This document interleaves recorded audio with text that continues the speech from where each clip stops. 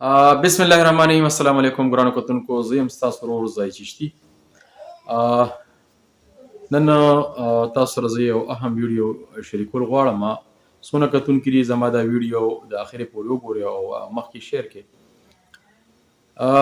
مونږ اکثر چې کوم دی په خپلو علاقو کې پښتانه د خپلو بچو تربیت وکړو، تعلیمونه پې وکړو، هغې نه علاوه چې کوم دی د هغوی د مستقبل سوچ کوو، بیا چې دونه محنت او خواري وکړو خپلو بچو سره او هغه د کار جوګه شي او د مزدورۍ قابل شي، نو بیا اکثر یا خو سرکاري ملازمت ته هغه واچوو یا چېرته هغه بهر ملک ته د مزدورۍ دپاره لیږو. د بعضې ډېرو نوي کول چې کوم دی د هغوی دا خواهش وي چې یاره مونږ بهر ملکونو ته لاړ شو او مزدوري وکړو. نن د یو ښکلي ځوان حاجي فیصل چې تعلق یې د مټه مغلخیل محله چشتي آباد سیمې سره دی، د هغه په زندګۍ به څو خبرې تاسو سره کول غواړم او زما ټولو کتونکو ته خواست دی چې دا ویډیو ضروري وګورئ، شیر یې کړئ. دا ویډیو مقصد صرف او صرف دا دی چې زموږ نه داسې یو ښکلی ځوان او ښایسته انسان چې د ده د وجې د ډېرو خلکو د ډېرو کورونو چوله به چې کوم دی هر وخت بله وه، د هغوی د کور سهاره وه، هغه نن چې کوم دی نو 2 بجې خاورو ته وسپارلی شو. فیصل خان چې کوم دی د چشتي آباد اوسیدونکی و او د والد صاحب نوم چې کوم دی میرعالم خان و. د فیصل 38 سال عمر و. فیصل خان حاجي فیصل چې کوم دی د تقریبا 10 کاله په سعودي عرب کې مزدوري کړې وه. د هغې نه پس دی چې کله راغی په کلي کې کال نیم تېر کړ، د هغې نه پس دی لاړه نیدرلینډ ته. تقریبا 3 کاله په نیدرلینډ کې مزدوري وکړله او د هغه ځای نه چې کوم دی د خپل موبایل په ذریعه او په دغه باندې د خپل دلته په کلي وطن کې د یار دوست په ذریعه باندې د ډیرو غریبو کورنو سره خپل امداد او هغه مدرسه ده، مدرسو سره امداد، جومات سره امداد پټ په پټه کړی دی او ډیر د خپل هغه چې څه وس توفیق و هغه بیا کوو. چونکې څو ورځې مخکې د روژې په 10مه ورځ باندې د بدقسمتۍ نه حاجي فیصل چې کوم دی د هغه هلته اکسیډنټ وشو او هغه یو ګاډي سره چې کوم دی یو حادثه وشو، دی هلته هغه حادثه کې چې کوم دی زخمي کړی شو او فوري چې کوم دی د هغه ځای نیدرلینډ چې کوم حکومت دی انتظامیه ده هغوی هسپتال ته یې وړو.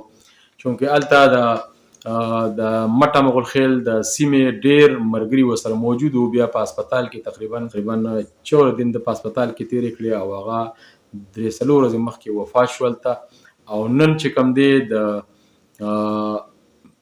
پیر په ورځ نن سهار چې هغه خپل ابایي ګاو چې کوم دی ابایي علاقه چې کومه ده مټه مغلخیل محله چشتي آباد ته یې راوړو او 2 بجې د هغه جنازه په مټه مغلخیل 2 بیرکو مقبره کې وشوله چې پر سکرین تاسو ته ښکاري. په ګڼ شمېر تعداد کې د علاقې علما کرام، سیاسي سماجي خلک چې کوم دی او په د دې نه علاوه هم د علاقې نه علاوه هم چې کوم دی د بهر د دنیا خلک رالل په دغه جنازه کې شرکت وکړو.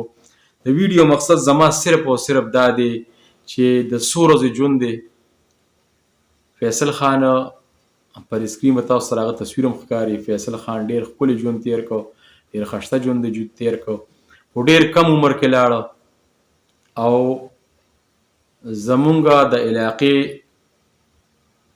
زیاتر خلک چې کم دی چې څومره خلک کم دی ټول پې نن چې کم دی افسرده دي او ټول په غم کې دي.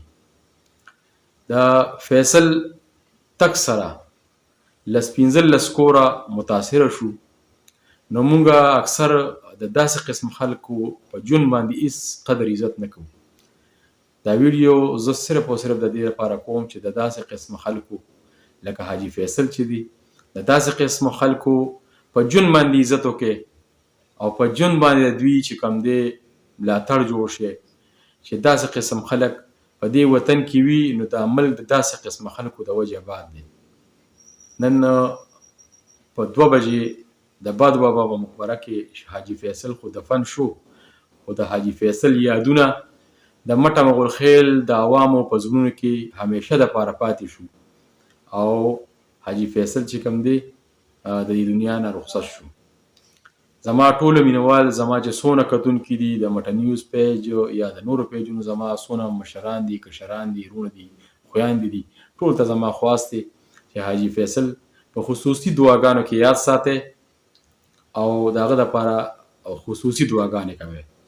زما دا ویډیو مخکې شیر کړئ چې څونه هم شیر کولی شئ شیر یې کړئ او د داسې قسمه لکه د حاجي فیصل غوندې انسانانو سره ملاتړ جوړ شي او د داسې قسم انسانانو دپاره دعاګانې کوي چې الله پاک یې د حادثو نه د آفتونو نه په امان کې ساتي. ولې چې د دې یو انسان د تګ سره یو کور نه، یو خاندان نه، یو کلی نه، ثابته علاقه چې کومه ده متاثره شوه او ډېر خلک چې کوم دي یتیمانان شو د فیصل د وجې. نو زما دا ویډیو مقصد صرف او صرف دا دی چې داسې قسم خلک چې وي د دې قسم خلکو ته په خپل دعاګانو کې لازمي چې کوم دي شریکوي، په خپل دعاګانو کې شریکوي او داسې قسم خلکو ته دعاګانې کوي. الله پاک په الله هم سپارم او فیصل په خپل دعاګانو کې یاد ساتي. ډېره مننه.